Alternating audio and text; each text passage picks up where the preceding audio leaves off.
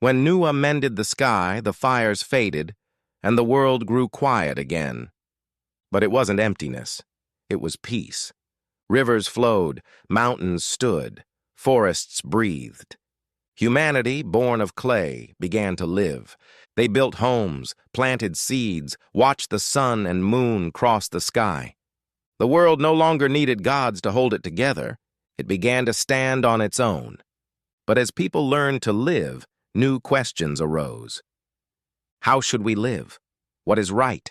What is wrong? The heavens no longer spoke, yet their memory lingered. And from that memory came guidance. Not from gods, but from those who stood between heaven and earth, the first teachers of humankind. They were called the Three Sovereigns. They were not gods, nor mortals, but something in between. The bridge between heaven's memory and humanity's future. Think of them as culture heroes, like Prometheus bringing fire to the Greeks or Odin shaping the world from chaos. Fuxi, the teacher of order. Long before kings or empires, there was Fuxi, the first teacher of humankind. Legends say his mother, Zhuanxu, stepped into a giant footprint by the sacred lake of Lays, and gave birth to a child with the head of a man and the body of a serpent. A being of heaven and earth united. Fuxi watched the world's patterns, the stars above, the rivers below, the rhythm of all things. From these he drew the 8 trigrams, symbols mapping the balance of nature, heaven and earth, fire and water, wind and thunder, mountain and lake. It was the first attempt to describe reality itself. He taught people to fish, hunt, and raise animals, to weave nets and live by skill, not chance. He replaced knots with marks, the beginning of writing. He reformed marriage, creating lasting unions and family names so humanity could live with order and kinship.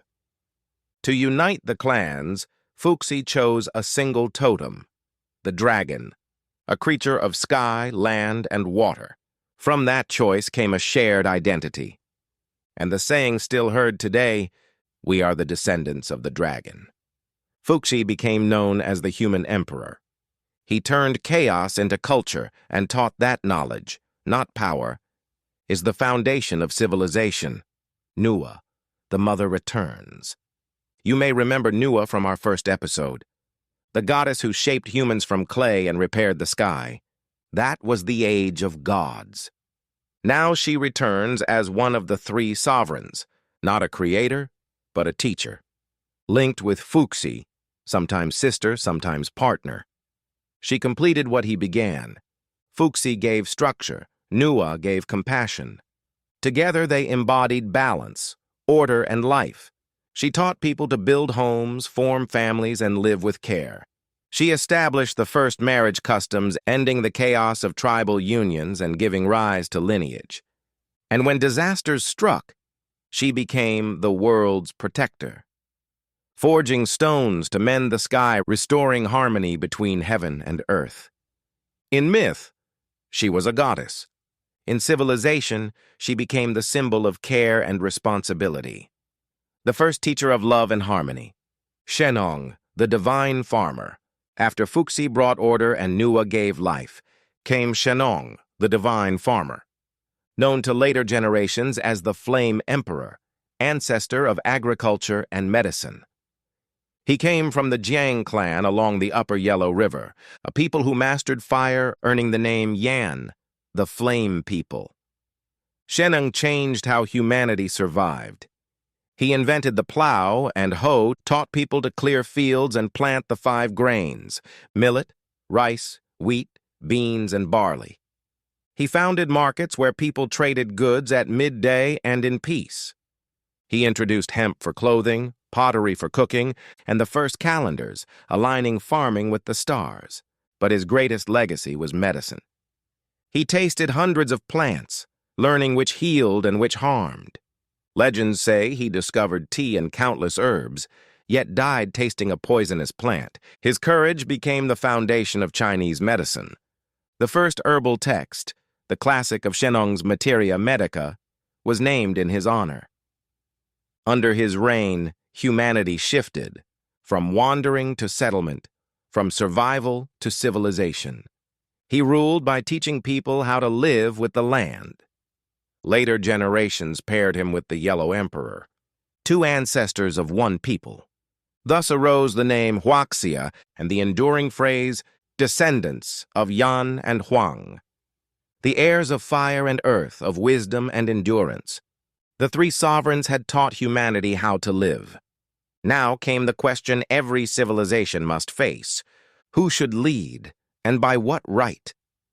The world entered the age of the five emperors, an age remembered as half myth, half history, when rulers governed not by power, but by virtue. The Yellow Emperor, the unifier and inventor. It began along the Yellow River 5,000 years ago. Amid rival tribes and endless wars, a leader rose, Huangdi, the Yellow Emperor.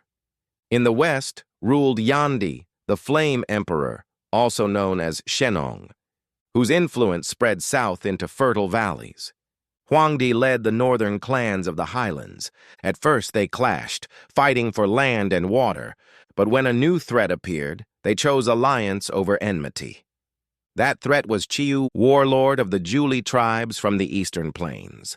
A being of storm and bronze, later remembered as ancestor of the Miao and Li peoples. He forged metal weapons and commanded mist and thunder, plunging the land into chaos. To restore order, Huangdi and Huangdi united. Their armies met Qiu at Zhuolu, where thunder and fog swallowed the field. The Yellow Emperor used invention itself, a south-pointing chariot, guided by magnet and gear to navigate the storm. Through reason over chaos, he triumphed. Qiu fell, and the tribal wars ended. The clans of North and West merged as one, the Huaxia, the ancestors of Chinese civilization.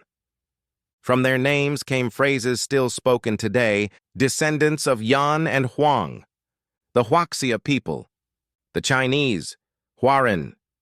Huangdi and Huangdi became not rivals, but forefathers. The flame and the earth, life and order united. Under Huangdi's rule came invention and progress. He established the first calendar, aligned with heaven's rhythm. He organized tribes, wrote laws, and founded government through virtue. He encouraged healers and scholars. From his court came the Yellow Emperor's classic of medicine. Beside him stood his queen, Leizu, who raised silkworms, spun their threads, and wove shimmering cloth. From her hands came silk, a material that would one day link China to the world. The Silk Road began not as a route, but as a thread, binding the dawn of civilization. Huangdi's realm lay across modern Shanxi and Henan, the heartland of China's beginning. He ruled beneath heaven, the chronicles say, not for power, but for harmony. Zhuanxu, the law of heaven.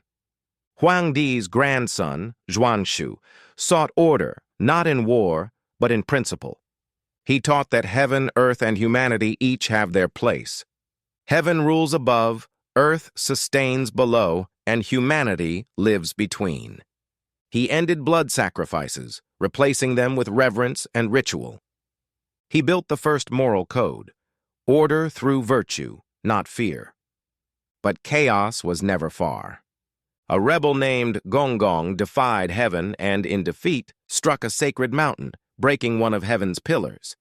The sky tilted, the earth cracked, and from that wound came the floods, a warning of disasters yet to come.